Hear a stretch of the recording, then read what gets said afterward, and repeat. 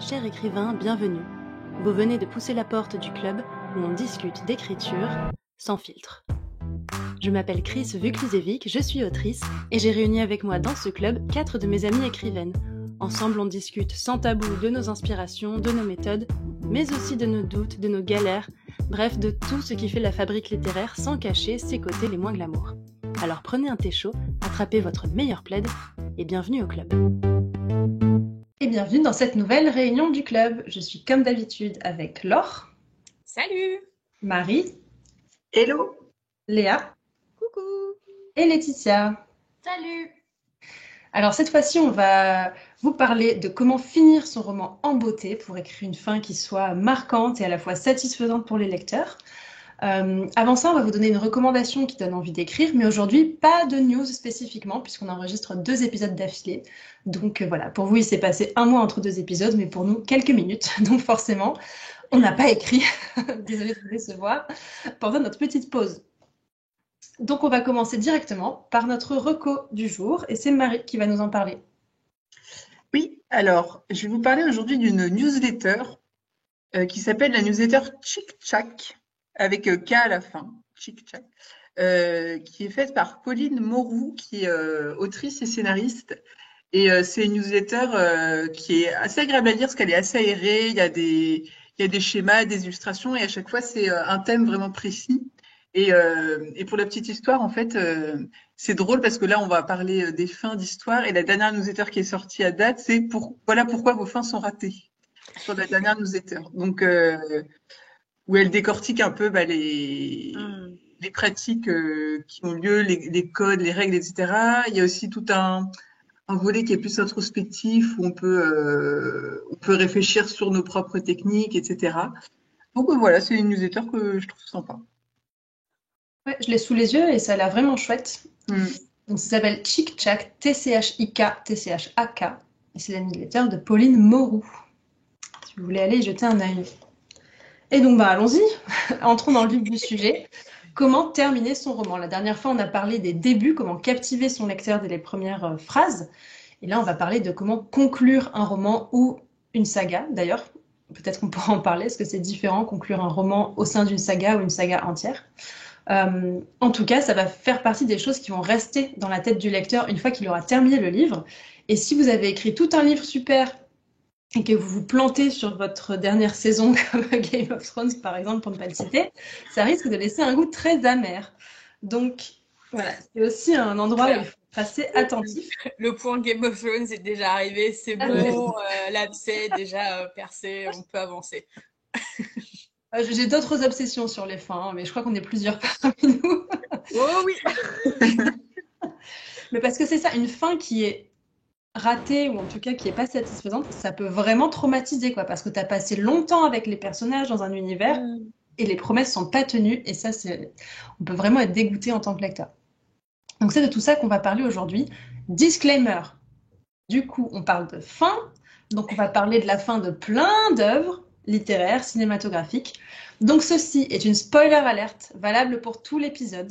On va pas forcément le répéter à chaque fois, surtout quand on parle d'œuvres qui sont hyper connues ou parues il y a longtemps.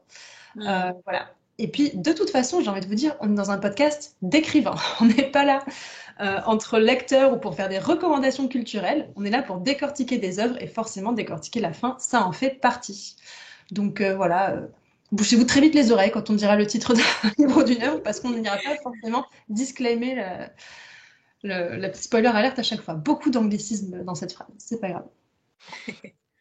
Alors, on va commencer par un conseil que j'ai très souvent entendu, vous aussi je pense, c'est il faut commencer son texte, son roman, en ayant au minimum la fin en tête. Même si vous êtes jardinier, que vous n'avez pas de plan, ça vous aidera à avoir un cap, une direction, ayez au moins la fin en tête. Est-ce que vous êtes d'accord avec ça, avec ce conseil? Et est-ce que c'est quelque chose que vous faites? Léa? Oui. Moi, c'est le premier truc que je fais, écrire la fin. Alors, il restera peut-être pas comme ça. Mais en gros, quand j'ai une idée, quand j'ai une idée, j'ai le début, la fin. Et c'est presque pas gravé dans le marbre, mais quasi, quoi.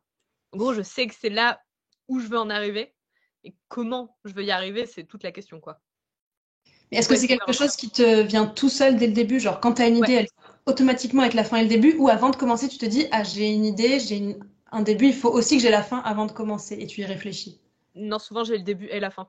En même temps, ok. Ouais. Pratique. Ouais. En fait, c'est marrant, c'est comme si mon cerveau, il pouvait pas concevoir autrement. En fait, si Ouais. j'avais pas la fin, j'aurais pas vraiment envie de l'écrire, quoi. Voilà. C'est plutôt comme ça. Mais c'est très personnel. Je pense qu'il y a plein d'écrivains qui se lancent dans leur roman sans absolument avoir la fin, et c'est ok aussi, quoi. C'est juste, on fonctionne tous différemment. Thomas, c'est un peu pareil. Ouais, moi je suis un peu comme Léa. Je pense que j'arriverai pas à écrire une histoire sans avoir un élément de fin, quand même, il me semble. Alors des fois, ça peut être très net, ça peut être vraiment la dernière image que je vois de l'histoire qui est vraiment gravée, ou alors ça peut être, ça se termine à peu près là. J'écris en ce moment une histoire qui est un peu, en gros, j'ai aucun plan, quoi. Où je vais un peu où je vais, mais j'ai quand même un élément de résolution très vague, mais qui me guide un petit peu quand même. Donc ouais, moi, je sais, honnêtement, je sais pas comment font les auteurs qui écrivent sans savoir où ça se termine. Moi, je peux pas. Je peux pas commencer l'histoire si je sais pas où ça va, quoi. Laetitia? Moi, je sais pas trop mes fins, hein, franchement. En fait, je vais quand même nuancer. En fait, je sais pas, vraiment, je trouve ça ouf si vous avez la dernière image de votre roman quand vous le commencez, mais c'est une dinguerie pour moi. Ouais, oui. Moi, je n'ai pas du tout. Par contre, ce que j'ai quand même en général, c'est un truc qui arrive sans doute parfois aux 3/4, parfois encore un peu plus tard, mais c'est en quelque sorte le choix final du personnage, la révélation qu'il a. Vous voyez à peu près de quel moment je parle ou pas? La résolution. Voilà, en gros, j'ai à peu près ce truc-là quand même en général. En fait, c'est important pour l'arc de construction du personnage. Ouais. Ça, souvent, c'est assez fort. Mais par contre, vous savez tous que pour Maudite, je ne savais pas où s'arrêtait cette histoire et que c'était un vrai problème parce que il y a pas mal de révélations qui se font à un moment, qui est presque la fin du livre, mais qui n'est pas tout à fait la fin. Et la fin, là, je l'ai écrite en l'écrivant, quoi. Enfin, c'est fou. Mais et pour Lou, c'est exactement pareil. Pour Lou, il y a une scène qui est sur le bateau où elle prend une décision et c'est là qu'elle prend son choix moral en fait. Mais j'avais pas toute la fin. Et c'est genre sur Lou, il reste quand même la bataille finale et tout quoi. Ouais. Mais en fait, mais donc ce qui fait que je ne sais pas qui meurt, qui survit à ce stade. C'est une fin en 2 temps quoi que t'as. Ouais, en général, voilà, j'ai le choix, globalement, ce qui est le choix moral du personnage, en tout cas, le gros choix, ouais, c'est ça. Non, en fait, c'est ça, dans les 2 cas que je viens de citer, c'est vraiment le moment où il y a le choix déterminant. Un gros choix du personnage, quoi, ouais. Mais j'avais pas la fin, quoi. Et toi, Laure? Ouais, moi, sur les trucs que j'ai écrits, j'avais pas du tout la fin. J'étais... ouais. Bon, voilà, mais après, encore une fois, moi, c'est les choses que j'ai faites, c'était des choses qui étaient aussi moins longues, donc je sais pas, peut-être que c'était moins stressant de pas forcément avoir la fin. Et ouais, non, j'avais rien. Et en même temps, du coup, je me disais, je pense que pour écrire un roman, j'ai l'impression que c'est aussi un peu ce qui me bloque, c'est que je me dis, j'ai potentiellement de vagues idées de trucs que j'aurais envie d'écrire, mais comme je sais pas où ça va, je me sens pas autorisée à l'écrire, donc le fait de dire il faut commencer son roman en ayant au minimum la fin en tête, peut-être que ça un peu aussi, que ça m'immobilise un peu aussi. Donc je sais pas si je dirais que c'est forcément un bon conseil. Il y a plein d'auteurs. Pourquoi c'est légitime, pourquoi ça peut être un bon conseil. Mais... Franchement, ouais, Laure, n'hésite pas à te lancer malgré tout. Il y a plein d'auteurs. Ouais. Faudrait leur demander jusqu'à quel point, mais je sais que Alexiane, notamment Alexiane Delis, elle m'avait dit qu'elle écrit sans savoir où elle va, quoi. Je trouve ça fou, mais ouais. Et Karina Rosenfeld vivre dans ces conditions. Non, ouais. Moi, je pourrais pas non plus. Et Karina Rosenfeld aussi. Et là, on parle aussi. de. Ah ouais. Elle a écrit, je sais pas combien de bouquins, au moins 40. Tu vois, trop fort. Après, peut-être qu'il y a un moment, tu intériorises aussi un peu des mécanismes, je sais pas. Et toi, Chris, je me demande bien, toi, si tu sais tes fins ou pas. J'essaie de repenser à chacun de mes projets. Je pense que j'ai jamais la résolution, justement. Ah ouais? Ouais. En fait, j'ai souvent la situation finale, c'est-à-dire vraiment la toute fin. Pour le coup, là, le projet que je suis en train d'écrire, je l'ai eu assez tôt en écrivant. C'est pas avant de commencer à écrire, c'est toujours, faut que j'écrive quand même les personnages, que je comprenne un petit peu où je suis et tout. Et là, il peut y avoir une scène qui me vient, je me dis, ok, ça c'est la scène de fin, mon roman il se termine sur cette image. Mais comme à ce stade, souvent, je sais même pas encore vraiment ce que raconte l'histoire, quels sont les enjeux, les péripéties. Forcément, j'ai pas de résolution puisque je connais pas leurs enjeux. Donc je sais vraiment à la fin où ils sont, mais avant ça, la vraie fin, on va dire, de résolution en fait des enjeux, je l'ai pas. Ouais. Je l'ai pas du tout.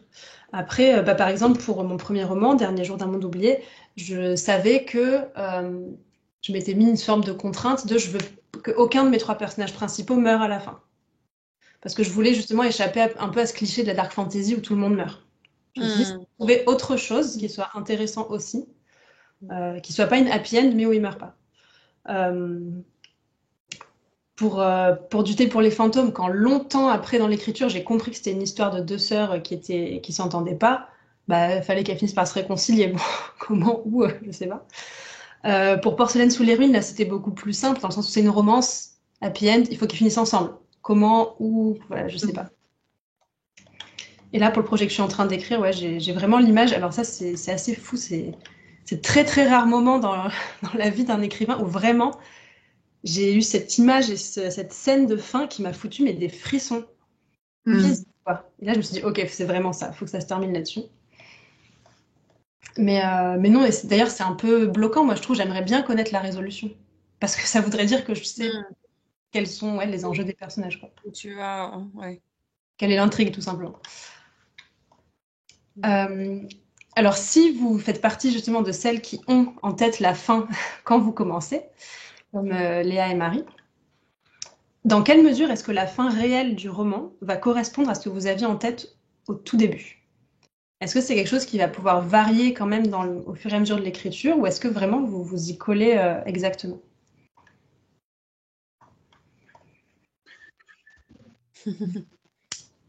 Léa? Vas-y Marie, vas-y.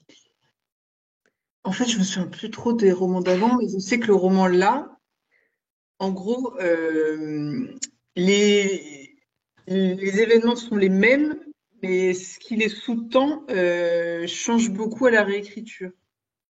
En fait, en gros, j'arrive là où je voulais arriver au début d'écrire, mais en réécrivant, c'est pas du tout le même chemin, c'est pas du tout les mêmes On arrive à la émotions. même c'est destination, pas... mais pas par le même chemin, quoi. Ouais, j'arrive pas trop à dire en fait ce que je veux dire, mais en fait, ça ressemble jamais vraiment à ce que j'imaginais au début, mes fins, en vrai. Un peu comme mes romans, au final. Je me fais une certaine idée d'un roman et une fois que j'ai écrit, et je sais que ça va m'arriver pour celui-là, parce que je veux une certaine vibe, une certaine truc, je suis sûre que je vais arriver à la fin de la réécriture, je vais dire, j'ai écrit du moi, quoi. Enfin, j'aurais mis des petites colorations, mais ce sera pas l'objet fini que je voyais, quoi. Et les fins, c'est souvent ça. Tu veux dire que tu arrives toujours à l'endroit où tu avais prévu d'arriver, mais par des chemins complètement différents, peut-être? Je sais pas, ça ressemble pas à ce que je voyais. Ouais. Ouais, je sais pas. Mais je comprends, Marie, je comprends de ouf, et c'est hyper visuel ce que tu dis, enfin avec le chemin et tout, mais moi ça me fait ça avec le dessin en fait. C'est-à-dire que j'ai une image dans la tête, et ce que je vais dessiner in fine, ça sera pas du tout ce que j'avais dans la tête au début, mais ça aura quand même ça exprimera quand même du mieux que je peux avec mon prisme personnel, là où je voulais en arriver. Je verrai forcément des défauts, il y aura forcément des choses que j'aurais pas eu le talent de retranscrire comme j'aurais eu envie, il y aura forcément des trucs que j'aurais été obligée de prendre une option B parce que l'option A fonctionnait pas, etc. Mais in fine, ça sera quand même le meilleur truc que j'aurais pu produire. Et je trouve que c'est un peu pareil dans l'écriture, quoi. Ouais. Enfin, je sais pas. Donc, même si vous avez une fin en tête, finalement, elle ressemble pas exactement à ce que vous aviez imaginé. Voire, est-ce qu'elle dévie parfois? Est-ce que, par exemple, vous étiez imaginé, moi, tel personnage, il meurt, et puis l'autre, il va au pays des fées, et finalement, c'est l'inverse. Même finalement, ils font complètement autre chose à la fin. Non, moi, globalement, ils font quand même où je veux qu'ils aillent des persos. Enfin, j'ai pas trop ce truc des personnages qui m'échappent et du coup, ça peut être aussi un souci parce que si j'ai ma fin et que je mène mes personnages jusqu'à cette fin et qu'ils ont quand même évolué au fil de l'écriture, Et ben peut-être que cette fin, on est fait un peu rentrer au chausse-pied parce que moi je voulais qu'ils arrivent là et Ouais, il y a un décalage entre ce qu'ils sont devenus et ce que tu avais, la fin que tu ouais, avais je, écrite à je la pense que c'est un base. truc qui peut arriver ça quand on a. Hmm. Et toi, Léa? C'est marrant, moi je vois vraiment pas les choses comme Marie. Pour moi, il y a un peu ce truc, un peu ce truc de la tragédie où moi je veux en arriver là. La question c'est comment on fait pour qu'ils en arrivent là et ce truc de je vais pas vraiment enfin si mes personnages empruntent pas forcément les chemins que j'avais prévus, du coup est-ce que je vais pas essayer de les faire rentrer au chausse-pied à la fin dans ce que je veux pour la fin? Moi j'ai pas vraiment ce questionnement-là en fait. C'est ben je veux qu'ils en arrivent là, donc je vais trouver toutes les solutions possibles pour que ce soit le cas. Je vais pas forcément leur laisser beaucoup de liberté quoi. Mais c'est intéressant quand même. Et ouais, je constate, je repense à des choses que j'ai finies, des projets que j'ai finis comme des fanfictions, par exemple. Non, j'en suis vraiment arrivée là où je voulais en arriver, quoi. J'ai pas dévié du tout. J'ai trouvé plein de solutions, plein de choses pour les faire arriver là où je voulais qu'ils arrivent. C'était pas toujours facile, c'était ça le vrai challenge pour moi. Parce que pour moi, le plus dur, c'est toujours d'écrire les péripéties, le milieu des choses. Mais j'ai réussi, quoi. Et je suis satisfaite de ce que j'ai fait à la fin. Donc, Ok, donc t'as pas adapté ta fin pour qu'elle non, corresponde à finalement ce que tu avais écrit, c'est l'inverse qui s'est ouais, passé. c'est ça. Donc ça te sert vraiment de cap Ouais, c'est ça. pour tout le reste. Ok. Ouais. Et pour celles parmi nous qui n'avons pas forcément la fin en tête quand on commence, alors du coup, à quel moment est-ce que la fin vous vient? Est-ce que... Et d'ailleurs, à quel moment est-ce que vous l'écrivez? Est-ce que c'est vraiment dans l'ordre chronologique, genre j'arrive sur la fin, comme tu disais, Laetitia, bon bah j'écris la fin, mais je la trouve en l'écrivant, ou est-ce que c'est au fil de l'écriture du récit que ça se clarifie dans votre tête? Comment vous vous organisez? Moi, c'est vraiment quand je l'ai. Enfin, je me souviens très bien pour Maudite, Léa était avec moi en plus. On était dans le chalet là, et j'ai déroulé la fin et je l'ai. Comme je te dis, comme j'ai le point, j'ai quand même le point un peu. Enfin, pour moi, en fait, la fin, comment dire, les dernières péripéties, c'est comme si, en tout cas moi en tant qu'autrice, c'est pas le truc qui m'intéresse le plus en fait. Je pense que quand t'es arrivé au moment où le personnage il a enfin fait le choix que tu voulais qu'il fasse là, le truc un peu déchirant, le dilemme, le vrai truc difficile quoi. En fait, à partir de là, moi, je suis contente et il me reste. Et en général, je suis presque arrivée et Ouais. donc je déroule mon premier jet et en fait, ça y est, là, je sais. Au fur et à vraiment. En fait, une fois que c'est comme si, comme quand le personnage il a enfin pris cette décision hyper importante, ça y est, je sais pas, j'arrive à peu près à dérouler la fin, quoi. Mais comme si avant, j'y arrivais pas, je savais pas en fait. Je sais pas si c'est bizarre, mais peut-être que je me laisse aussi ce petit suspense pour moi-même pour avoir le courage de finir, je sais pas. C'est beau. Et toi, Laure? Bah ouais, moi sur les fanfictions que j'ai écrites, je pense qu'il y en avait. En fait, je pense que ça dépendait un peu des projets en vrai. Soit c'était vraiment un peu au fil de l'eau et du coup c'était vraiment les premiers trucs que j'écrivais, mais c'était il y a très longtemps maintenant, avec ce fameux truc des forums où du coup c'était un bout, puis des commentaires de gens, puis je réécrivais un bout. Ça vraiment je savais pas où j'allais. Et je pense que ça a fini par s'imposer à moi, mais franchement assez tardivement. Voilà, après, est-ce que c'était super abouti? J'en sais rien. C'était des fanfictions sur un vieux forum, donc voilà. Et sinon, les trucs que j'ai écrits pour des plateformes comme Archive ou des trucs comme ça, je pense que c'est souvent un peu. C'est ce que le type de truc que j'écris, c'est souvent genre une sorte de micro-chapitres. Et je pense que au début, je les écris relativement. Enfin, j'écris dans l'ordre des trucs. Et après, je saute potentiellement un peu et je peux avoir l'image de la fin qui vient. Et du coup, je l'écris. Et après, j'écris en mode sandwich. Ok, cool. J'ai le gros bout du début et j'ai la fin. Et maintenant, il faut écrire le milieu. Mais voilà, donc ça dépend un peu des trucs. Voilà. Moi, c'est un peu pareil. Je pense que à un moment de l'écriture va me venir la fin. Et là, soit elle est tellement claire que je peux juste la garder en tête et j'ai pas besoin de l'écrire, je sais exactement à quoi elle va ressembler. Bon, il faudra quand même l'écrire. Mais ou alors, là, par exemple, ce que j'ai fait, c'est que j'ai déjà un bout de ce qui sera, je pense, mon épilogue. On pourra reparler est-ce que c'est un épilogue ou de mon tout dernier chapitre. Parce que je me suis dit, ah tiens, ça serait trop bien, dans toute cette fin que j'ai déjà très claire en tête, que je rajoute ce petit machin que j'aurais annoncé dans le premier chapitre que je viens d'écrire. Je me dis, ah, ces deux personnages un peu juste qu'on va passer au fond, ça serait trop cool qu'on les retrouve à la fin. Et donc ça, j'ai écrit le petit extrait de la fin en me disant, ça, je le garde de côté, sinon je sais que je vais l'oublier, quoi. Voilà, mais vraiment, la fin, moi, elle vient, je pense, au fur et à mesure. Ouais. Elle se précise en écrivant. Et alors maintenant, une fois que vous avez écrit le premier jet, vous êtes arrivé jusqu'à cette fin, que vous l'ayez en tête depuis le début ou qu'elle vous soit venue au fil de l'écriture, est-ce que la fin va influencer votre réécriture? Par exemple, est-ce que vous allez introduire ou retirer des éléments des personnages spécifiquement pour soutenir cette fin? Ou au contraire, réécrire la fin pour, comme on disait, s'adapter à ce qu'il y a avant. Léa, oui, tu disais que toi, c'est vraiment ta fin qui te quitte, donc tu vas, en fonction de la fin, tu vas réécrire le reste. Ouais. Ça peut aller jusqu'où en termes de profondeur de la réécriture? Après, cela dit, si tu avais déjà ta fin en tête depuis le début, peut-être que finalement, est-ce que tu as quand même besoin de le à la réécriture? Ouais, c'est ça en fait. C'est comme si ces choix-là importants, je les fais finalement au cours de l'écriture, puisque je sais que je vais en arriver là. Ouais. Du coup, c'est pas tellement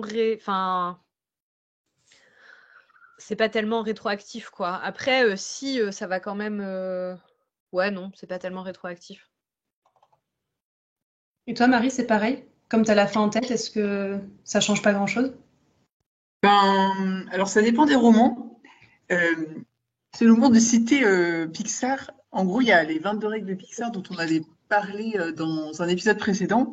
Et il y a un conseil qui dit, et que j'ai jamais compris moi, vous ne verrez pas de quoi parle réellement l'histoire tant que vous ne l'aurez pas terminée. À partir de là, réécrivez-la. Et moi, j'étais toujours très perplexe devant ce truc-là, à me dire, bah moi, de toute façon, je sais où va mon histoire, je sais où elle se termine. Il n'y a pas... Enfin, c'est pas tant ça que je vais retravailler. Et ça, c'est quelque chose que j'ai vécu avec mon roman actuel, à savoir que tout le temps que j'ai passé sur ce truc à travailler le désir de mon héros, ce truc et tout, en réécrivant, je me suis rendu compte que c'était pas du tout ça qui guidait mon personnage. Et du coup, que ça a demandé de revoir beaucoup, beaucoup de choses jusqu'à la toute fin. Et du coup, en gros, c'est ce que je disais tout à l'heure, c'est que la fin change pas en termes de lieu, d'étapes, etc. Mais tout ce qui est sous-jacent, c'est complètement autre chose. Et j'avais jamais vécu ça avec aucun autre roman. Okay. Et c'était assez, en fait, c'était assez beau comme moment parce que sur mon premier jet, j'avais associé des trucs, c'est un peu bizarre, mais je sais pas, je sens que c'est des choses qui vont bien ensemble. Et quand j'ai compris de quoi parlait l'histoire, ça m'a paru hyper évident en fait de me dire, bah oui, c'est normal. Il y a ces motifs-là qui. Mais honnêtement, je pense pas que ça arrive, que ça arrivera forcément dans d'autres histoires. Enfin, je sais pas.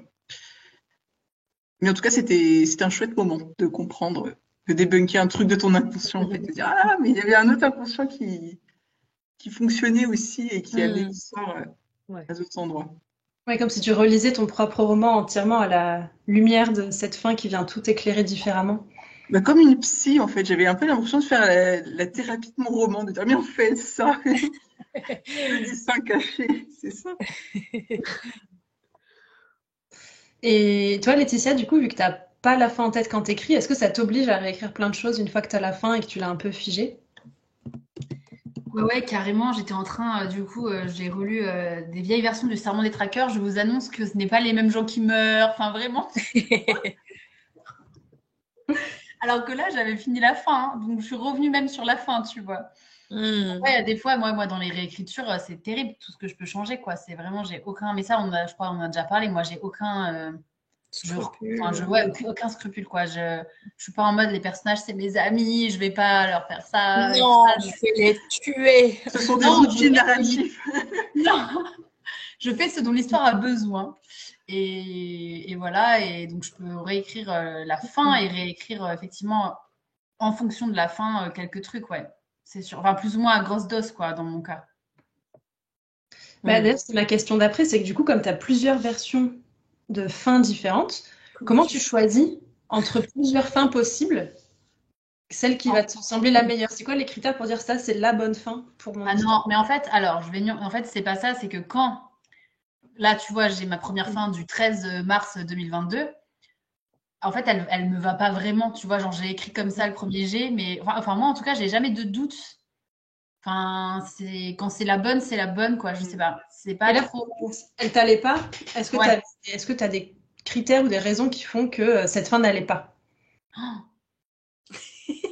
Juste, tu sentais que ça n'allait pas? Est-ce que c'est parce que tes personnages, je sais pas, ils terminaient pas aux bons endroits? Est-ce Ouais, que c'est l'évolution ça. n'était pas vraiment terminée?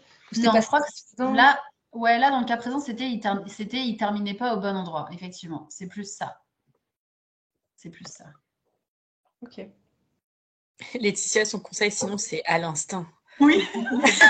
J'ai vu dans ton regard le truc de. Enfin, zut. Genre, je l'ai su, c'est tout. Bon courage avec mes conseils. Mais n'empêche, Ouais, il faut que tu écrives plusieurs fins pour arriver à trouver la bonne. Pour le serment, c'était particulièrement dur, donc oui. Mm. Par contre, pour les autres, je crois pas que j'ai autant galéré. Non. Pour Maudite, j'ai beaucoup réfléchi, mais je l'ai écrit qu'une seule version, je crois bien. Oui. Pour la réécriture de la fin du serment, c'était à un moment donné spécifiquement la fin, genre après la résolution du personnage, ou c'était des réécritures plus complètes? Non, je l'ai réécrit intégralement plein de fois, ce livre. Ouais, ça, enfin, ouais. Mais du coup, pas spécifiquement la fin. Bah, au fur et à C'est mesure des versions. Non, mais tu vois, je sais plus, mais je l'ai réécrit beaucoup, dont la fin. Dont la fin, ok, ça va. Et d'ailleurs, à la toute fin, mais je crois que tu travaillais déjà avec ton éditeur à ce moment-là, Oui. vous avez rajouté un épilogue à la fin du Serment des Traqueurs. Alors, il y avait déjà l'épilogue. Ah, il y avait déjà l'épilogue, mais tu l'as changé, non? Il était plus au même endroit, au même moment. Il a changé par contre. Ouais. Ouais, ok. Ouais. Et donc, bon, toi, Léa, tu disais que de toute façon, la fin te vient de manière très intuitive dès le début. Toi, Marie, tu la travailles plus dans un plan, dans un synopsis. Et Ouais. est-ce que du coup, tu vas réfléchir à plusieurs fins possibles ou est-ce que comment tu fonctionnes sur la fin de ton plan, justement? J'ai qu'une fin, mais c'est plus comment j'y arrive où je passe un peu de temps à. En fait, en gros, moi, je fais mes découpes de scènes sur tableau Excel pour vous dire le. En Le gros, degré c'est. d'architecture. Ouais. Et du coup, c'est plus l'articulation jusqu'à la fin qui me demande un travail d'élaboration avant. Mais j'ai pas plusieurs fins possibles. Ok. Un autre conseil qu'on entend souvent sur la fin, c'est il faut que votre fin soit à la fois surprenante et cohérente. Rien que ça. Voilà, c'est un peu les Ouais, deux ouais. objectifs qu'on entend souvent et comme s'il fallait qu'il y ait vraiment ces deux éléments à la fois. Alors déjà, qu'est-ce que vous comprenez de ce conseil? Déjà, je trouve que ça s'applique vraiment à un type de littérature qui est un peu le roman à suspense, en fait. Il faut que ce soit, oui, Ouais. surprenant et cohérent si c'est un roman policier ou un thriller et qu'il y a un mystère et qu'à la fin on a la clé du mystère. Mais dans d'autres types de littérature, franchement, par exemple en fantasy, je vois pas pourquoi on devrait forcément avoir une fin qui est surprenante, par exemple. Mm. Oui, il peut y avoir des twists, mais pour moi, les twists sont pas forcément à la fin, en fait. Ils peuvent être au Ouais. milieu, ils peuvent être un peu n'importe où, quoi. Et ne parlons même pas du contemporain. Enfin, je veux Oui, dire, voilà. je suis en train de lire un Mélissa d'Acosta, enfin, je sais la fin depuis le chapitre 1, quoi. Enfin, et c'est pas pour ça que je le lis. Enfin, c'est. Et c'est ça, ouais. C'est qu'en fait, il y a tout un truc autour du spoiler, de ce truc de fin surprenante, mais je pense qu'il y a plein de gens, moi y compris, qui lisent pas du tout. Enfin, moi, je m'en fous des spoilers, en fait. N'hésite pas Je pour veux être juste suivre l'histoire, machin, et qu'une Non. fin soit surprenante, c'est pas du tout un prérequis important pour moi, quoi. Mais comme Zilia, je pense qu'il y a des histoires à spoiler et d'autres non. Oui. Oui. Mm. Ouais. Certaines histoires, si on te les spoil, bon ben, t'as Ouais, très tu perds vite, l'intérêt du truc. t'as l'essence de l'histoire parce que la fin c'était l'histoire quoi. C'était ça le truc intéressant. Mm. Autre au Mais c'est final. dans des genres précis. Tu Ouais. sais, bah, le thriller, le roman à suspense, le roman d'enquête. Ou pas, hein, je sais pas. J'imagine peut-être. Certains contemporains aussi, hein. Ouais. Il y a nous les menteurs, on te spoil la fin, c'est con pour toi, hein. Enfin, il y a des livres comme ça et c'est un contemporain. Enfin, c'est réaliste, quoi. Oui, oui, oui, ouais. Il y a Oui, des oui, romans à twist. Mais il oui, est mais pas je un pense. peu thriller, Nous les menteurs? Non? Il y a pas Ah, peut-être un peu, mais oui, mais c'est réaliste, quoi, plus ou moins, quand même. Enfin, c'est pas de l'imaginaire, en tout cas. Hmm. En tous les cas, je pense que c'est des bons conseils. Tu peux avoir des éléments de surprise. Et évidemment, par contre, je pense qu'il faut que ce soit cohérent. Là, par contre, je pense que c'est obligé, quoi. C'est plus sur l'élément de surprise. Pour moi, c'est pas forcément une nécessité d'avoir un élément de surprise dans une Ouais. fin, quoi. Moi, je suis d'accord, franchement. Après, est-ce que c'est pas le fait de dire surprenant, c'est pas aussi une façon de dire genre pas trop convenu? Ah, peut-être, ouais. Ouais. Aussi, que ce soit pas forcément Mais alors, exactement ce que les gens attendent. mais alors, que faites-vous des romances? Oui, c'est ça, les romances. Mais je pense que justement, dans la romance, par exemple, tu sais qu'ils vont finir ensemble, mais toute la question de la surprise, c'est comment en fait. Oui. Mais du coup, c'est avant la fin, quoi. Mm. Oui, c'est comment tu arrives à la fin en fait. Ouais, c'est ça. Pas forcément la fin elle-même. Ou alors ça peut être, ils finissent ensemble, mais. Oui. Mais il a Oui. fallu abandonner telle ou telle chose. Genre, mais en fait, meilleures il avait fins, l'air ça. hyper distant, mais en fait, il était amoureux depuis le début. Bon, est-ce qu'on est vraiment surpris? Pas vraiment. Ouais, j'allais dire, ouais, les romances, je trouve pas ça très surprenant. Ouais, enfin, Ils échangent un baiser passionné et là, paf, il y a un éclair qui tombe et qui en foudroie un sur place. Alors là, par C'est contre, surprenant. ça va être une très mauvaise fin, du coup. Parce que c'est trop Oui, mais c'est surprenant, surprenant. mais pas cohérent et Là, pas c'est cohérent satisfaisant. si le personnage principal est un météorologue ou un truc comme ça. Je sais pas, non, mais Sinon, moi, je pense à la fin de La La Land là-dessus, où ils ont deux rêves, c'est leur couple et leur carrière, et il y en a un qui est sacrifié, quoi. Cette fin m'a brisée, hein, je m'en suis toujours pas remise. Moi, je la trouve trop belle, cette fin. J'adore ce Oui, elle est magnifique. Ouais, elle m'avait énervée de ouf. Oui, Ah ouais, je Je me souviens des J'étais dans le débats déni qu'on a eu. complet. Oh là là, avec Laure, on a eu des débats sur ce film, je m'en souviens. Ah ouais. Ce serait intéressant de le revoir pour voir si je le vois toujours comme ça. Bref. Il est incroyable. C'est quoi qui t'a énervé, toi? En fait, il y avait ce truc, alors ça fait du coup super longtemps, il est sorti il y a 10 ans, donc ou un truc comme ça, donc voilà. Mais il y avait ce truc où ils ont tous les deux un rêve, et au fur et à mesure du film, leur rêve shift un peu. Ou en tout cas, genre, ils sont obligés de faire des concessions, mais j'avais pas l'impression que c'était des concessions qui les rendaient malheureux. C'est-à-dire que elle, je sais plus pour elle, elle veut être actrice et je sais plus ce qu'elle fait, mais lui par exemple, il veut être un grand jazzman, et au final, il se retrouve à faire du jazz assez grand public et tout, mais il a l'air de grave kiffer la scène en fait. Et j'avais trouvé intéressant ce truc de le rêve artistique que tu as ou le rêve le rêve que tu as, parfois à l'épreuve de la réalité, il change un peu et c'est pas forcément une mauvaise chose. Tu trouves qu'il avait l'air de kiffer de faire du jazz grand public et il a l'air de se faire Franchement, chier. franchement, il y a un moment, il est sur scène, il kiffe. Mais non, il essaie vraiment du second degré, il la regarde en mode, mais t'as vu dans quoi je me retrouve à jouer? Enfin, moi, j'avais compris ça comme ça. Moi, j'ai un souvenir en tout cas, moi, j'ai un souvenir de il kiffait et je trouvais que le message était plus intéressant comme ça. Alors que le truc mais en fait, c'était des artistes et tu peux pas faire de concessions sur ton art, tu comprends? En fait, ce message-là, il me fatigue un peu. Et comme c'était aussi un peu un message que je trouvais que tu retrouvais dans son premier film, enfin, je sais pas si c'était son premier, mais le truc du Whiplash, où en fait, finalement, tous les sacrifices, peut-être, existent pour une bonne raison, parce qu'à la fin, c'est vraiment devenu un artiste de fou. Dans Whiplash, c'est un peu ce truc-là. Riser ses lèvres, quoi. Du coup, je pense que je l'ai aussi vu en ayant ça. Enfin, j'avais adoré Whiplash, hein, l'un n'empêche pas l'autre, mais je l'ai un peu vu avec ce message tu comprends, je suis un artiste. Oui, mais c'est ça qui fait que la fin est belle, en fait, c'est parce qu'elle est déchirante. Voilà, pardon pour cette longue. Ouais. Non, mais ce que je constate, c'est que vous avez pas du tout la même interprétation d'une même scène, et ça, je trouve ça incroyable. Mais en vrai, c'est ça aussi. Enfin, en vrai, c'est un très bon film. La fin m'a agacée, mais l'un n'empêche. Enfin, oui. Et justement, je trouve que c'est peut-être aussi des fois le degré d'implication que tu as avec une œuvre qui prouve que c'était une bonne œuvre, même si tu es un peu vénère sur le sujet. Ben moi, ça me fait ça avec une œuvre, pour le coup, qui est hyper populaire, c'est Inception. Moi, je trouve que la fin est feignante. Je trouve que c'est vraiment une fin paresseuse. Ouais, voilà. Elle est un peu facile, je suis d'accord. En fait, je trouve que c'est une fin qui est structurée pour créer du débat et pour être virale et pour que les gens parlent parce qu'on va pas savoir. Mais alors ça on sait non, mais efficace, ça, j'ai pas facile et efficace, ça peut aller ensemble. D'ailleurs, c'est souvent le cas. Mais ouais, je trouve que c'est une fin qui est paresseuse dans le sens où le créateur je pense, n'a pas su choisir lui-même et s'est dit, je laisse le spectateur se démerder et en plus, c'est très bien, ça fera du viral. En fait, ça me fait rire que tu dis ça parce que globalement, c'est ce que je me dis.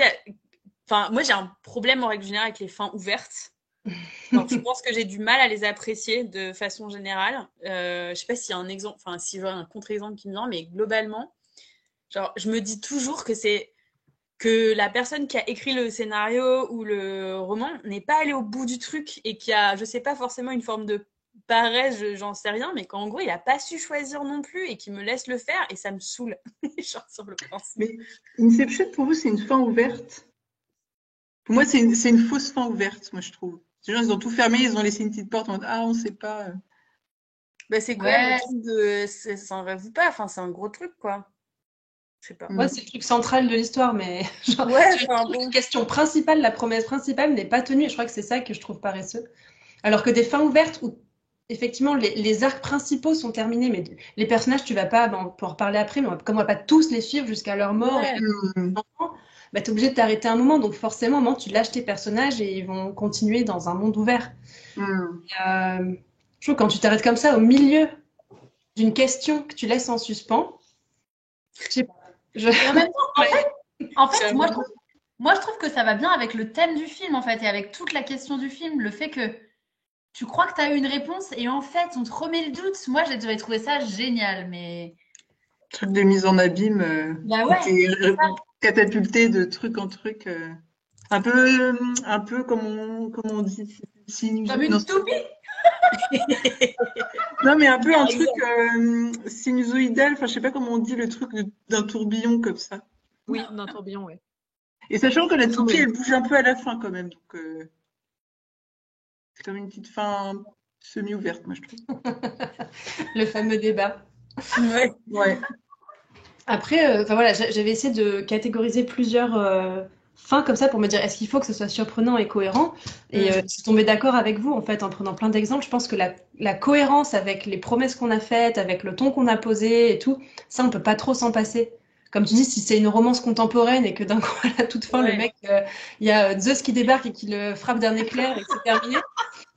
C'est surprenant, il n'y a pas de souci. Hein. C'était un rêve. Voilà. Alors, non, je vous en supplie, ne faites pas de ça.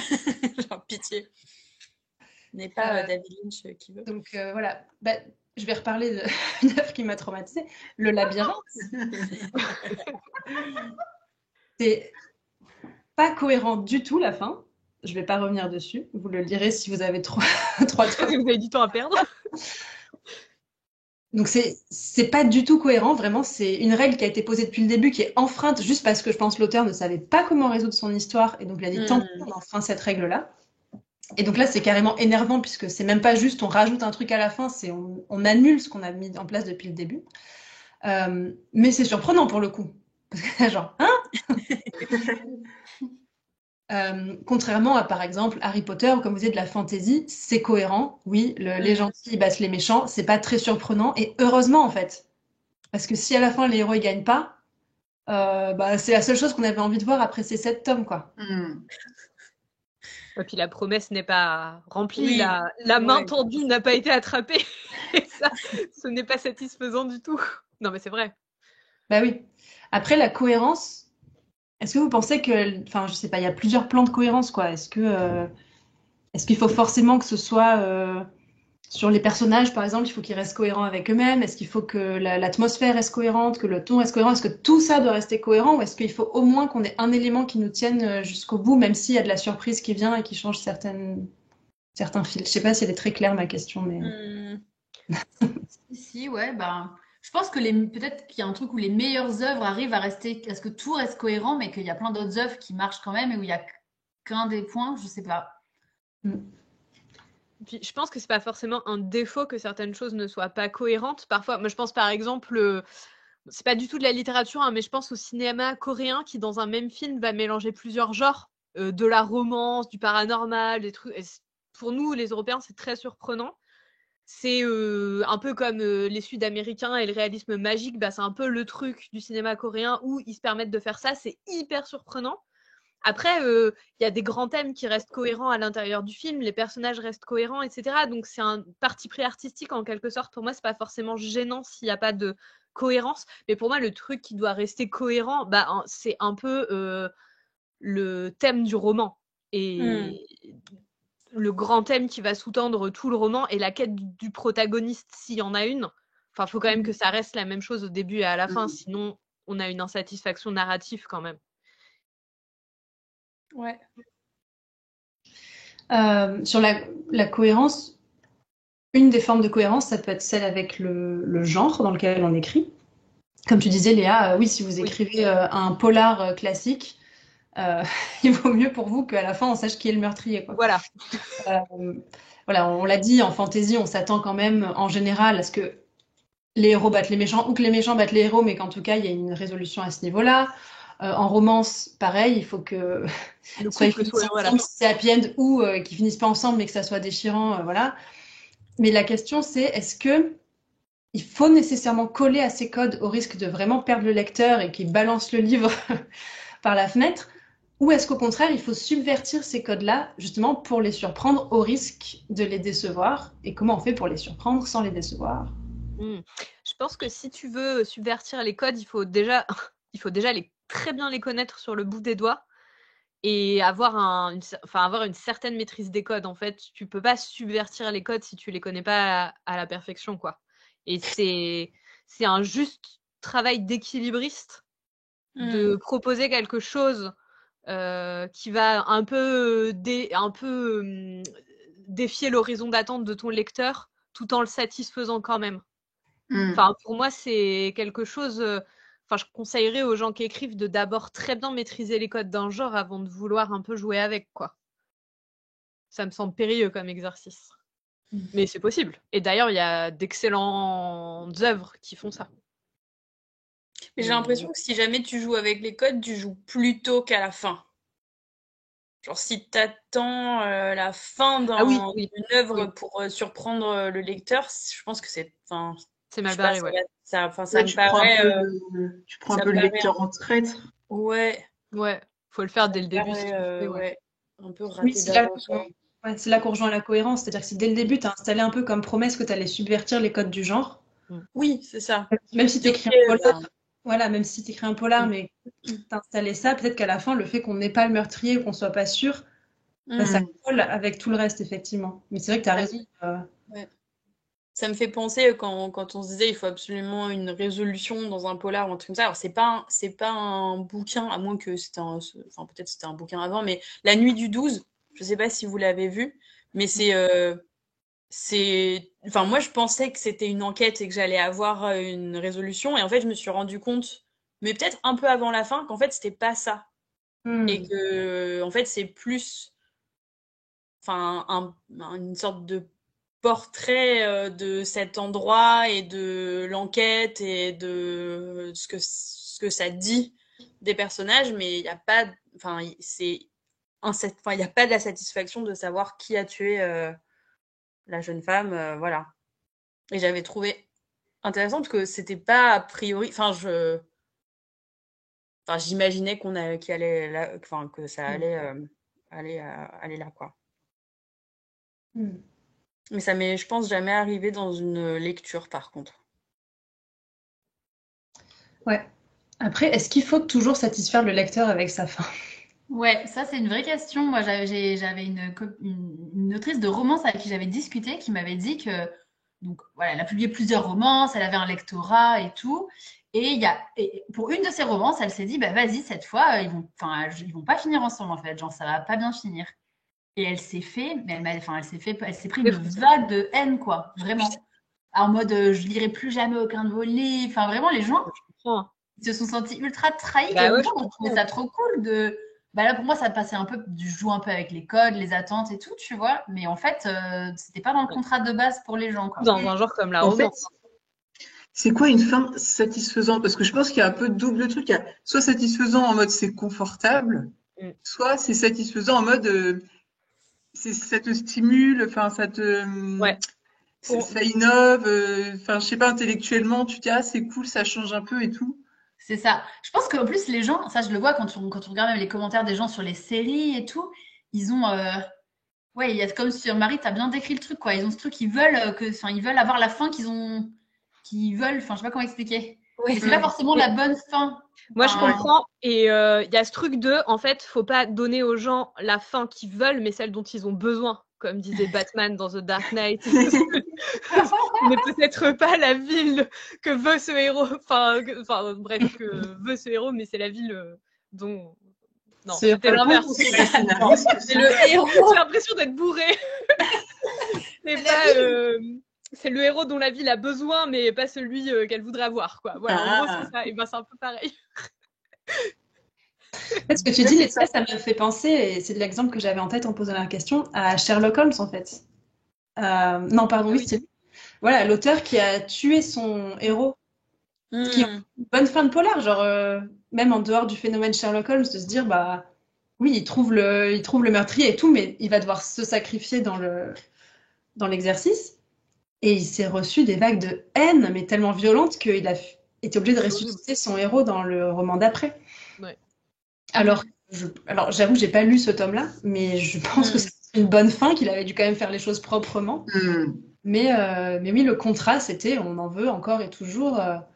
Donc je pense qu'il y a ce côté-là de satisfaire le lecteur où il faut quand même faire attention de pas non plus écrire les choses pour que ça plaise, en fait. Je crois que ce que je trouve incroyable, c'est halluciné Conan Doyle. Pardon, Marie, vas-y. Non, en plus, c'était con ce que je disais. Ce n'est jamais con ce que tu dis, Marie.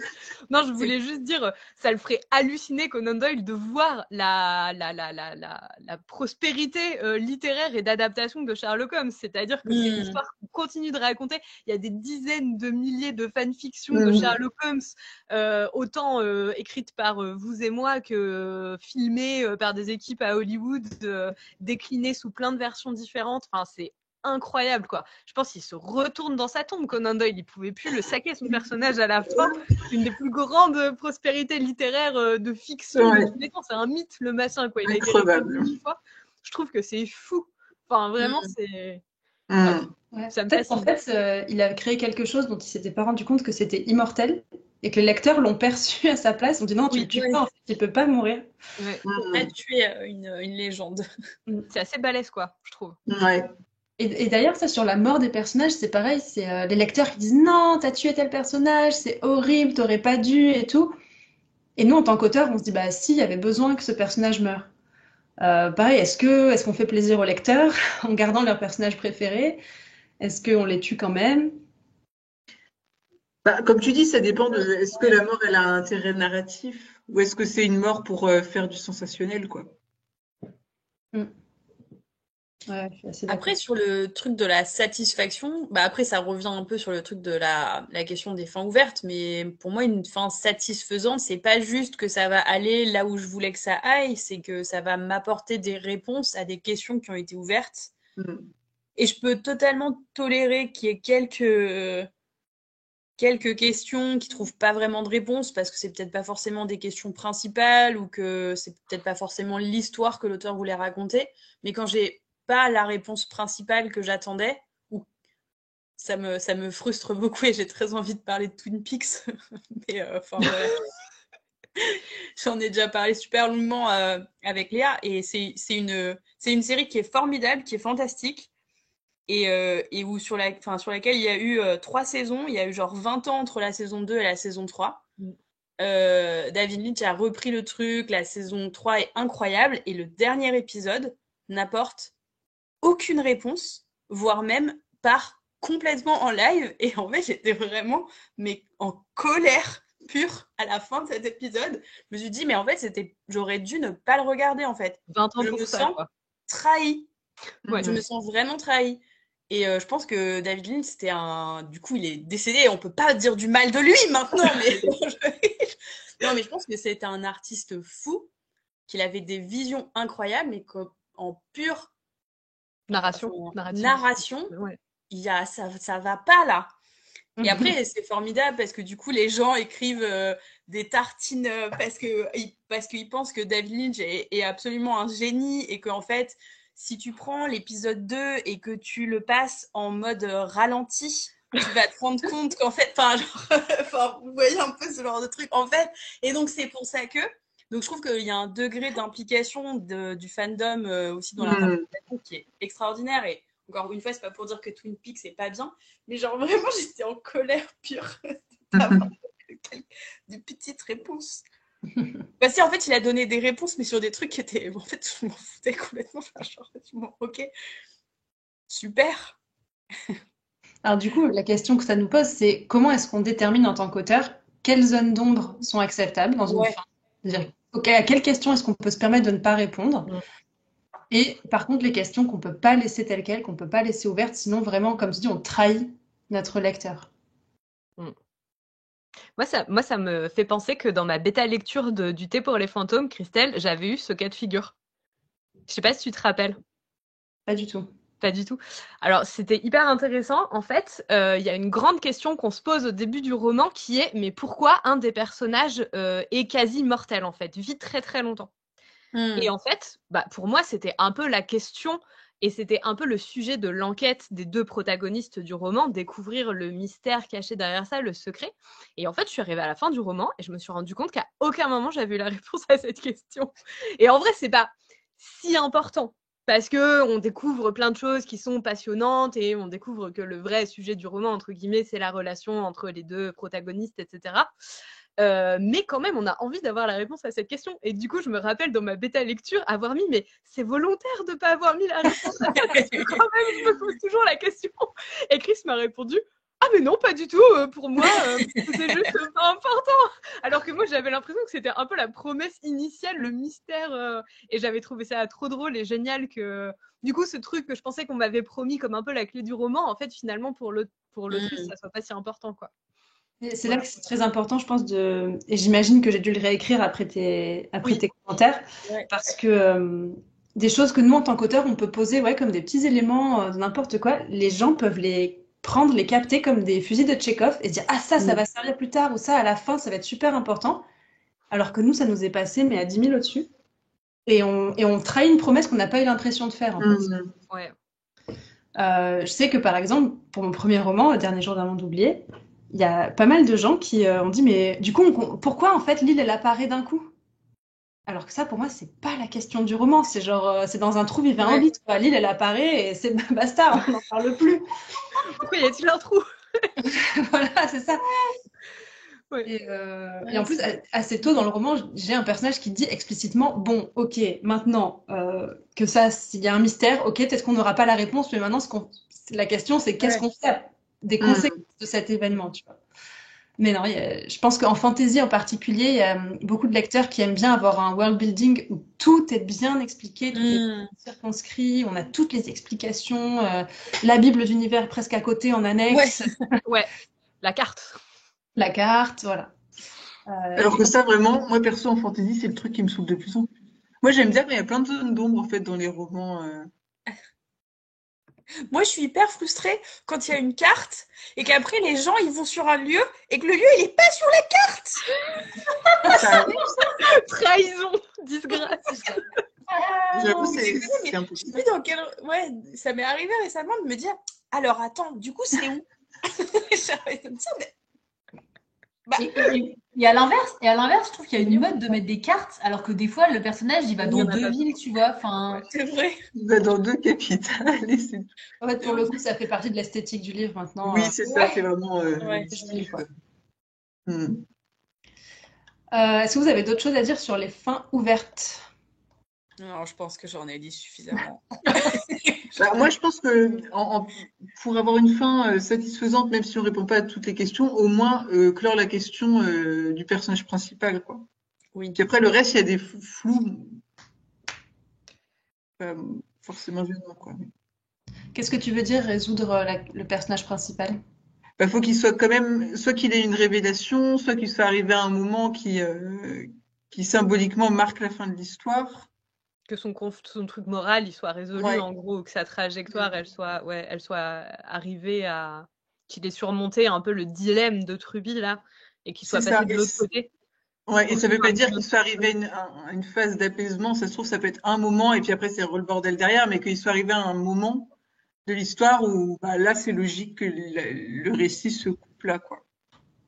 Ouais, c'est ce que je m'étais noté aussi, que son évolution elle est terminée, ou en tout cas où elle est arrivée à un point, à une forme de point final. Et dans certains des manuscrits que je peux lire, tout est terminé. C'est-à-dire que l'intrigue est terminée, mais en fait, les personnages, leur évolution, elle ne l'est pas. Et du coup, ça donne l'impression d'un roman qui n'est pas bien fini. Où en fait, on a l'impression que oui, bah oui, c'est bon, il est rentré chez lui, la princesse, elle est sauvée, machin. Oui, d'accord, mais en fait, Qu'est-ce qu'il en a appris? Qu'est-ce qui s'est c'est passé? ça. Ouais. Et ça, quand c'est pas fini, ben, ouais, ça fait un truc qui est un peu en queue de poisson, quoi. On retient pas grand-chose, quoi. Et d'ailleurs, ce fameux point final, comment on sait qu'on y est arrivé? Parce que, sauf si tout le monde meurt, bah, comme je disais tout à l'heure, la vie de nos personnages, elle va continuer après le point final du livre. Et comment est-ce qu'on sait qu'on est arrivé à la fin de l'histoire? Que c'est là qu'elle doit se terminer et pas plus loin jusqu'à leur retraite ou quoi. Jusqu'où on continue à raconter ce qui arrive aux personnages, à l'univers, aux personnages secondaires, jusqu'où on va en fait.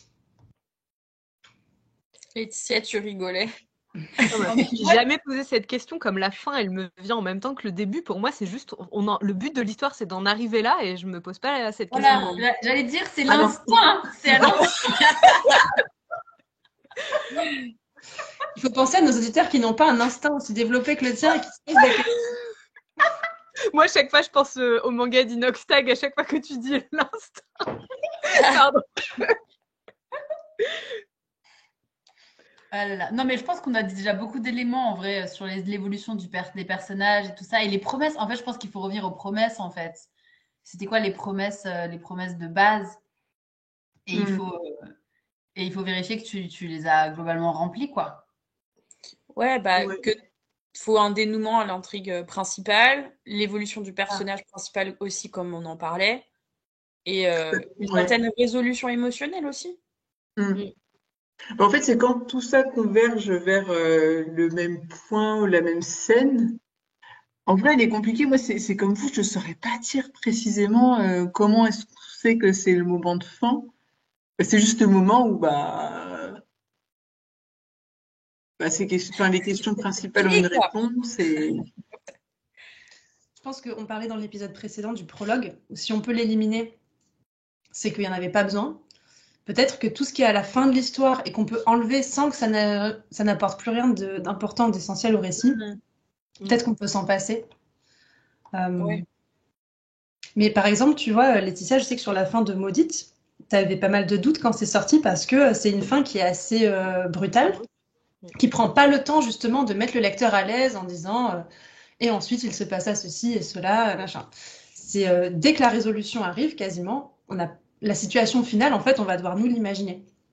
Ah bon? Ouais. Comment tu as fait ce choix justement et comment tu l'as défendu? Ah mais Parce que, alors, Attends, Marie, elle n'a pas le même souvenir. mais très drôle parce que moi, j'ai pas du tout eu cette impression de lecture-là. J'ai Ah ouais l'impression que c'était vraiment, il y avait une résolution, et après, que justement, c'était une fin assez progressive en fait. Tu prenais bien le temps de refermer toutes les portes et tout. Alors oui, c'est pas une fin ouverte, mais c'est une fin qui C'est pas est genre 3 ans assez... plus tard. Ouais, voilà, c'est ça. Il y a pas de situation finale de retour à l'apaisement, en fait. Oui. Tu vois? Oui, je vois, oui, oui. Parce que je pense que c'est une résolution en deux temps. Il y a la résolution sur la montagne et ensuite la résolution en bas de la montagne. Et on pourrait se dire, oui, bah, ce qui se passe en haut de la montagne, finalement, c'est ce pourquoi ils ont voyagé jusqu'en haut, donc c'est bon, c'est résolu. Mais en fait, non, parce que justement, toutes les questions d'évolution des personnages, de rapport à cette autorité qui leur a menti depuis le début, etc., bah, il faut aussi les résoudre. Et si on les a pas en bas de la montagne, bon, bah, là, je trouve que pour le coup, ça aurait été, genre, et alors, et tout le reste, tu vois, et tout ce qui se passe en bas. Ouais. C'est pas parce qu'ils ont réussi à s'en sortir là-haut qu'en bas, ça Ouais. va bien En se fait, passer. c'est ça le vrai Et c'est assez twist. Le vrai original sujet comme du fin, moi roman, j'ai c'est trouvé pas ça. ce qu'il y a en haut, c'est ce qu'il y a en bas, en fait, l'important. Enfin, bref, c'est cool, du coup.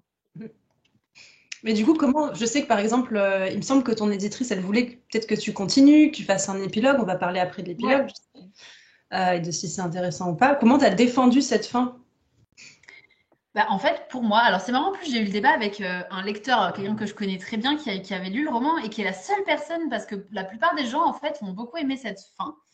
Mais j'ai eu la conversation quand même avec un lecteur.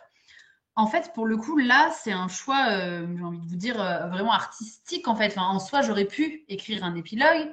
J'ai envisagé la chose parce que mon éditrice m'avait demandé. Et je me suis dit, mais vraiment, pour cette histoire-là, ça ne me plaît pas, j'ai pas envie. Parce que vous savez, des fois, j'avais envie, en fait, que pour ce livre-là, le lecteur, quand il ferme le livre, il soit un peu sous le choc, tu vois, enfin un peu genre j'avais envie de cette émotion-là qui est créée par cette fin. C'est une émotion forte du coup qui est laissée, et comme c'est une histoire abrupte, c'est une histoire de montagne, c'est une histoire qui parle de. En fait, ça allait tellement bien avec le thème de cette histoire que je me voyais pas refaire ce retour. Et en fait, un an après, voilà ce qui s'est passé. Ça collait pas quoi. J'ai essayé, j'ai quand même essayé et il y a rien qui venait. J'étais mais moi ça me, enfin voilà, pour cette histoire-là, ça fonctionne pas. Par contre, ce qu'on a retravaillé un tout petit peu avec mon éditrice, c'est qu'elle me disait, elle m'a dit, attends, il faut quand même pas qu'on laisse, enfin voilà, il faut quand même pas que le lecteur il soit, comme on disait, que ce soit trop déceptif, qu'on n'ait pas, voilà. Et on a un tout petit peu, j'ai un petit peu réécrit ce dernier chapitre. En gros, j'ai utilisé des petites astuces en fait pour que on n'ait pas non plus la sensation d'être abandonné et d'avoir aucune réponse. Et bon, je peux pas exactement vous dire, enfin, je sais comment j'ai fait, mais je vais peut-être pas rentrer dans les détails, mais voilà, j'ai réécrit un petit peu, j'ai rajouté des choses pour que on ait des pistes en fait sur ce qui pourrait se passer après sans l'écrire. Voilà. Enfin, sans le dire. Oui, sans que la réponse soit explicite, mais au moins ouvrir des pistes pour que le lecteur puisse se faire la suite tout seul dans sa tête. Voilà. Ouais, c'est ça. Voilà. Ok. Mais oui, mais c'est là qu'on revient sur la cohérence. Un épilogue, une fin bien apaisée et tout, n'aurait pas été cohérente avec le reste de ton récit qui est très nerveux en fait. C'est ça. Alors justement, l'épilogue. Dans l'épisode précédent, on parlait du prologue. Là, on va parler de l'épilogue. Qu'est-ce qu'on met dedans par rapport à un dernier chapitre? Comment est-ce qu'on sait si c'est nécessaire ou si on est en train de s'étaler, de ne pas réussir à laisser partir son univers ou de faire du fanservice? Et du coup, c'est quoi un bon épilogue?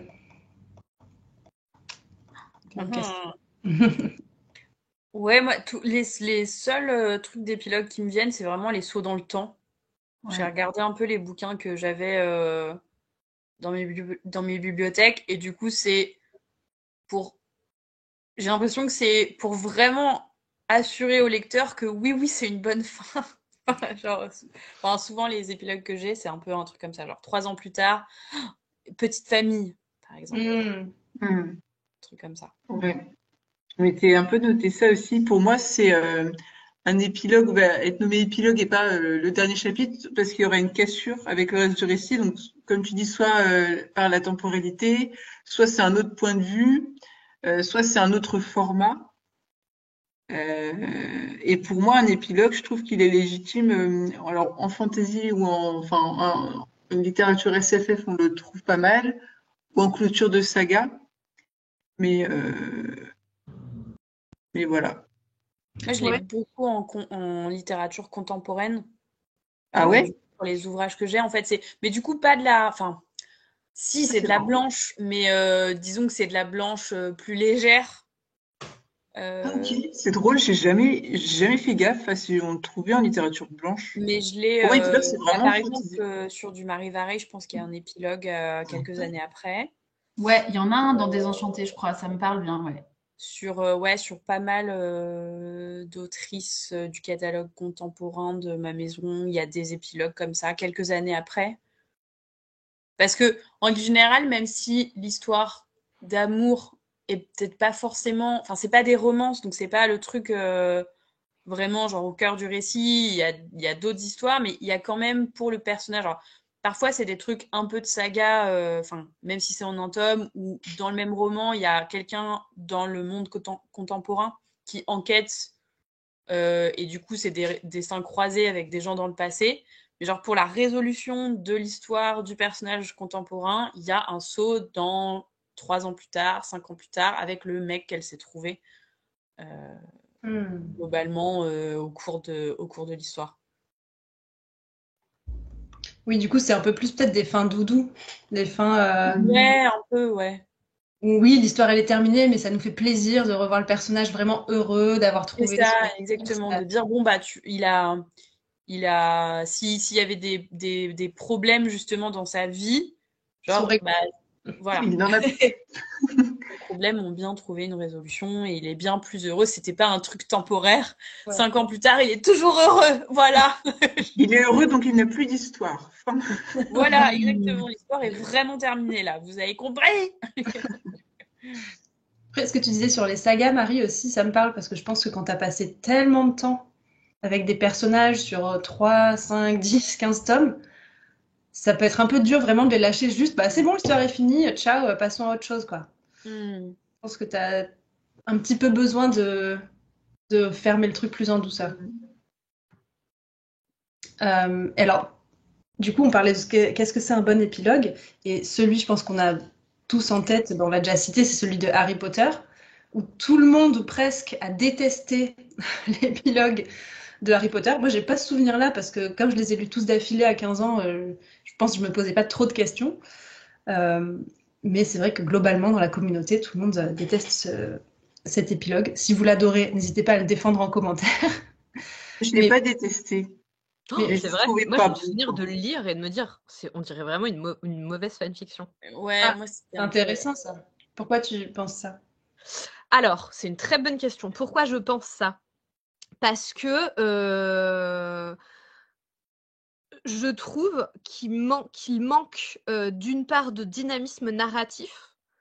On nous présente cette scène sur le quai de la gare, on nous fait un peu la liste des enfants. Pour moi, un épilogue, il a... je sais pas comment dire. Pour moi, un épilogue, en fait, il a une forme d'intérêt quand il nous donne une autre... un peu comme une boule à facettes, quand il va venir éclairer l'histoire d'une lumière un peu particulière. Pour moi, par exemple, l'épilogue de Hunger Games, que j'aime pas au demeurant, il fait quand même ce truc-là. C'est-à-dire qu'il dit quand même, ah ouais, les personnages, regardez, là, ils sont super heureux, ils sont mariés, ils ont eu beaucoup d'enfants, mais ils sont jamais vraiment sortis de l'arène parce qu'ils ont été traumatisés. Et ça, je trouve ça intéressant. Alors que l'épilogue de Harry Potter, je trouve qu'il fait même pas ça, en fait. On nous dit, bah regardez, 10 ans plus tard, ils sont là sur le quai de la gare, voilà, ça c'est leurs enfants. Allez, super, c'est fini. Et t'es là, mais en fait, c'était quoi l'intérêt? Ça pouvait tout aussi bien ne pas exister, ne pas faire partie de l'histoire, comme tu le disais tout à l'heure, et ça aurait été tout aussi satisfaisant, en fait. Je pense on n'aurait pas eu le bonheur de connaître le nom des enfants. Albus Severus. Non. Moi, je pense, vous pensez pas que c'était par rapport, parce que moi, je pense que d'un côté, ça pouvait se finir que comme ça, avec le truc de, vous savez, tous les tomes. Enfin, moi, je pense qu'il y avait une volonté de revenir sur ce quai, en fait, de refaire le truc de, vous voyez ou pas? Moi, je pense que c'était ça. Pour moi, en fait, c'est juste boucler la boucle, en fait. Boucler la boucle. Voilà. C'est vrai que la fin, sans cet épilogue, la fin, elle est vraiment magnifique. Mais du coup, on est allé tellement dans la noirceur et dans la difficulté et tout que je trouve que faire cet épilogue sur le quai de gare, c'est aussi raccrocher les wagons avec les premiers tomes. Une métaphore de train, Marie. Et du coup, mais il n'est pas très bien fait, mais en vrai, moi, je le trouve quand même. Je comprends que l'histoire se soit terminée là et pas dans le bureau de Dumbledore avec la baguette cassée, quoi. En fait, moi je comprends l'intention, mais je trouve que l'exécution est pas ouf, quoi. Vous pensez pas que c'est parce que c'est too much? Enfin, moi je sais que je m'étais juste dit c'est too much. Genre, les enfants, il y a les morts. Un peu. Ouais, c'est ça. Ah, il faut qu'on les voit tous et machin. Et il y a Malfoy. Toujours un ça fait un peu. Il y a vraiment le côté familial, quoi. Mais d'où le côté fanfiction, je pense. Ouais. Je sens qu'elle a voulu faire plaisir aux fans et qu'en fait, effectivement, n'importe quel fan aurait pu imaginer cet épilogue tel quel. Et donc, elle a rien amené en tant qu'autrice de petits éléments un petit peu, oui, comme tu dis, Léa, d'une lumière différente. C'est exactement ce à quoi on s'attendait. Donc, dans ce sens-là, c'est... Et je pense qu'en même temps. Enfin, pour moi, elle était peut-être aussi un peu victime du fait. Alors, mais ça, c'est mon rapport peut-être. Enfin voilà, c'est que du coup, j'avais lu des fanfictions qui avaient des meilleures fins. En fait, pour le coup, parce que il y avait tellement de temps d'attente quand même du coup entre les tomes qu'en fait, il y a des gens qui ont fait des trucs complètement parallèles avec des histoires de fous. Et moi, ma grande déception, ça a quand même été Malfoy pendant tout au long de la série, et je trouve qu'elle a rien fait de ce personnage. Et qu'il y avait tout un truc avec les choix Poe qui disait mais le choix des maisons, on s'en fout. Enfin, genre, oui, c'est déterminant, mais l'idée, c'est quand même que tous vous travaillez ensemble. Et du coup, moi, j'attendais vraiment genre la grande rédemption de Serpentard, et à la fin, sur le quai, d'être sur le truc du fils qui a peur d'être à Serpentard et dire mais non, c'est pas grave. C'est ton deuxième prénom. Voilà. Enfin, je sais plus exactement ce qu'il lui dit, mais il y avait un truc quand même avec Serpentard. Il dit l'homme le plus courageux que j'ai jamais connu était à Serpentard. Ouais, mais du coup, ça veut dire que à cette génération-là, 10 ans plus tard, t'as toujours le truc de Serpentard qui est pas la bonne maison. Ouais. Je Ouais, sais il y a pas, un je truc trouvais c'est un peu naze. Et moi, je me demande aussi s'il n'y avait pas déjà, mais ça, c'est une logique beaucoup plus de propriété intellectuelle, de se dire, ah bah potentiellement, je fous des nouveaux personnages à la fin, comme ça, si un jour je dois continuer l'histoire ou je dois écrire d'autres choses ou faire un univers étendu, bah ils sont dans le canon, entre guillemets, de ma série et je pourrais le faire. Je me Je demande me s'il n'y avait pas déjà prépare. cette logique-là. Ouais. J'ai pas la réponse, mais je me dis que c'est possible. Ouais. Il y a moyen. Voilà. Je pense qu'elle avait juste des espèces d'arbres généalogiques comme beaucoup d'auteurs de fantasy, et pour le coup qu'elle a voulu aller au bout de tout ce Ouais. qu'elle a inventé. Et pour terminer, l'écriture même des dernières lignes, derniers mots, est-ce que c'est quelque chose que vous retravaillez beaucoup dans vos romans, que vous voulez peaufiner? Est-ce que vous pensez que c'est aussi important que les tout premiers mots ou pas? Oui, il y a Oui. oui. Il y a un petit oui. Quand je dis que j'ai déjà la fin de mes histoires, quand je commence à les écrire, j'ai déjà la dernière phrase de mon Ah histoire ouais. généralement. Ah ouais. Mais Ok. ça, je pense que je l'ai déjà dit dans le club. En fait, le projet que je suis en train d'écrire là actuellement, il commence par les choses sérieuses commencèrent au moment où nanana, et la dernière ligne, c'est alors pour ce personnage, les choses sérieuses commencèrent vraiment. Genre, l'idée, c'est que ça fait une boucle en fait. Ouais. Et ça pourra pas se finir autrement que comme ça, pour que ça fasse une boucle. Et ouais, pour moi, c'est hyper important. Et là, du haut de ma tête, un de mes romans préférés de tous les temps, c'est 100 ans de solitude de Gabriel Garcia Marquez. Et le titre du roman est littéralement la dernière phrase du roman qui est pour les lignées, je sais plus ce que c'est, car pour les lignées condamnées à 100 ans de solitude, il n'y a pas de seconde chance sur Terre ou un truc comme ça. Et genre, ça donne tout son sens au titre Ah, du c'est roman. cool ça. Et De c'est découvrir super le beau. titre, le sens du titre à la toute fin. Ouais, c'est trop beau. Bref. Mm. Voilà. Ouais, moi, je suis un peu comme toi. J'ai la phrase finale et moi j'aime beaucoup passer beaucoup de temps à chercher le dernier mot. Ah oui.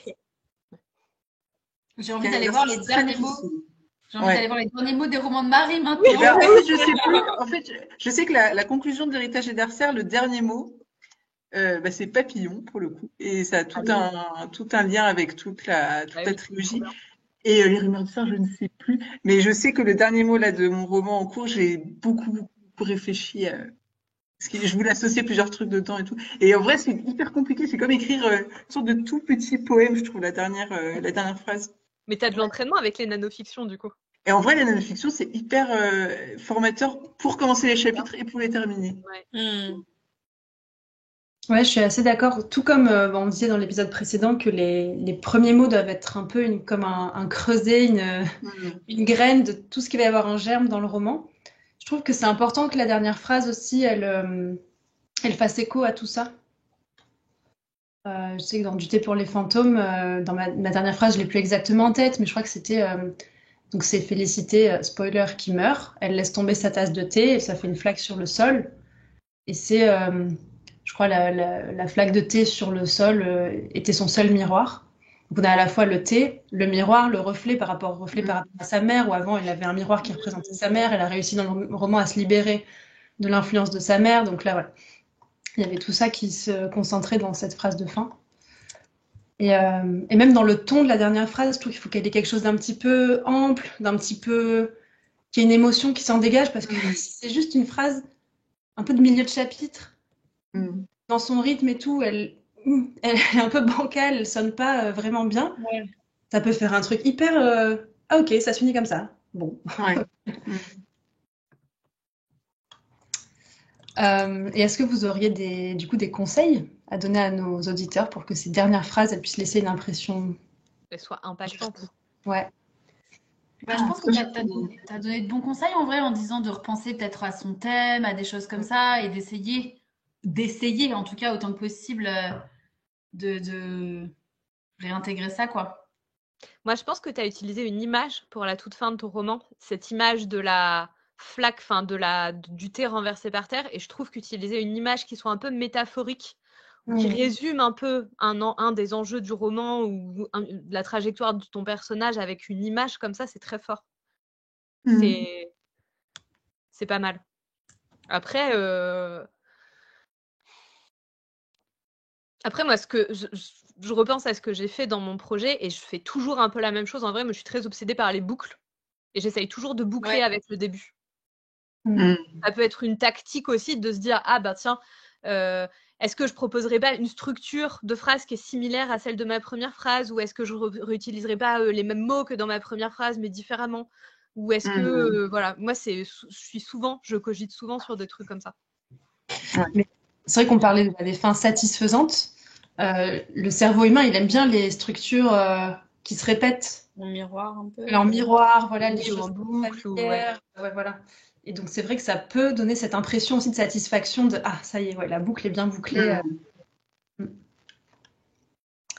Ok, eh bien nous arrivons à la fin de notre épisode que nous allons conclure en donnant un mot à nos auditeurs à mettre en commentaire s'ils nous ont écoutés jusqu'au bout. En attendant que Sophie cherche un mot, toupie. Ouais. Ah ouais. Toupie. Ouais. Pour la fameuse fin de Inception. Et puis, s'il y a une fin qui vous a particulièrement énervé, qui vous a mis en colère, bah, dites-nous en commentaire aussi s'il y a des œuvres, si vous avez besoin de vous défouler. Rejoignez le Rage Club. Ouais. Si vous aussi vous avez été frustré par David Lynch. Lost, je ne l'ai pas vu, mais je sais qu'il y a des générations entières qui ont été traumatisées par la fin de cette série. Ouais. Lost, nul. Eragon aussi, moi j'ai détesté la fin de Eragon, enfin des derniers tomes quoi. Ouais, jusqu'à la fin de Narnia, pas ouf aussi comme fin. Donc voilà, allez-y, défoulez-vous à votre tour dans les commentaires sur les fins qui vous ont énervé. Merci de nous avoir écoutés jusqu'au bout, jusqu'à la fin de cet épisode. Et puis on se retrouve pour la prochaine réunion du club où on discute d'écriture sans filtre. À bientôt. Salut, à bientôt.